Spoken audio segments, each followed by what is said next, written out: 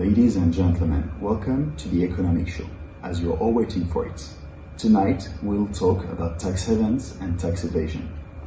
So, a tax haven is generally an offshore country that offers for foreign individuals and businesses little to no tax liability in a politically and economically static environment. These taxes don't require businesses to operate out of their country or the individuals to reside in their country to receive tax benefits. Tonight, we have multiple guests to help us understand what is a tax haven. So, Ms. Godard, you are a member of the OECD, the Organization for Economic Cooperation and Development. Can you tell us how can we identify tax haven, please? So yes, the OECD has defined in 1998 some criteria for a country to be considered a tax haven. So first, a very low level of taxation for companies and individuals, then a lack of transparency on how taxes are calculated, a lack of cooperation from the country, and finally no substantial activities. Those who resort to tax haven are large companies and set up their subsidiaries as well as wealthy individuals. So our next guest is Claire Leguillard. She is the COO of Total. Claire, can you tell us why is tax haven interesting for a company? Companies are taxed on their profits and households on their income. Companies may seek to reduce the amount of tax they pay by transferring their profits to tax haven. It can create a holding company domiciled in the country, which will be a kind of fictitious company that controls it. The objective is to transfer as much of its profit as possible to the holding company. To do so, the holding company sells goods and services of an artificially high price, and the company has more expenses to pay, less profits, less taxes, and the holding company will then have more profits and less taxes. Its tax laws are often accompanied by banking secrecy, which guarantees the confidentiality of corporate and personal banking information, and legal secrecy, which allows the owner of the companies to remain a public limited company. The tax authorities in other countries have no means of knowing the sums they have missed, whether by consulting tax returns, bank accounts, or company articles of association. But I don't understand, why do these countries choose to have such a low tax rate? Tax havens are often small territories with few resources and low production capacity. They therefore attract companies or wealthy households with low taxes that are applied to large sums of money and provide them with large tax revenues. They can thus buy the products they like and develop. Tax havens have now signed agreements with some countries to pass on information on companies suspected of tax evasion, but they are still poorly enforced, which represents significant loss of revenue for many countries. Pauline Louvier, thank you for being with us tonight. You are an analyst in global economy. Can you tell us how tax havens impact the world economy? The main argument against tax havens is that they contribute to the growth of inequalities in society. High net worth individuals can invest part of their asset outside the country of residence and pay a fraction of their tax rates on the income generated by these investments. They will therefore be able to grow their fortunes more quickly than other social classes. The big winners are the wealthy people and the multinationals who use their position and influence to grab the fruits of economic growth and manipulate economic structures for their own benefits. In addition, the fact that companies can minimize their taxes payable with tax havens is also an advantage for wealthier people. Indeed, people with greater financial means generally have more investments, and these financial products will gain in value following the decrease in spending. A business that can minimize its tax burden can use this amount to develop new projects and to grow. Many developed countries have no choice but to lower corporate tax rates in order to convince companies to pay taxes at home.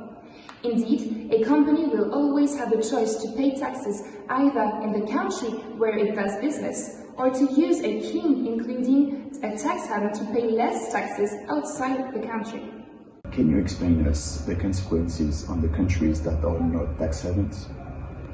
Companies that use tax havens are a form of unfair competition towards more local companies. It's hard to compete with an opponent who benefits from an 8% tax rate when our tax rate is 25%.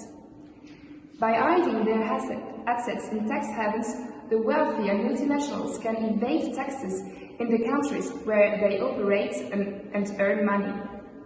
This deprives these countries of essential resources that could finance basic infrastructures and public services such as schools, hospitals and roads, and reduce poverty and inequalities. Governments must then either reduce the budget of these services or tax the rest of the population more. Whatever option is chosen, the poorest lose and inequalities widen. Corporate tax evasion costs poor countries at least $100 billion a year. With this money, the 124 million out-of-school children worldwide could receive an education, while health services could save the lives of nearly 8 million mothers, infants and children a year. Africa alone suffers from a $14 billion tax loss as a result of the use of tax havens by the wealthy people. This money could help furnish the healthcare needed to save the lives of 4 million children and employ enough teaching staff to keep all children on the continent in school. Welcome in Zomoje. You are in the tax control and inspection. Can you tell us more about the organization in companies regarding tax havens?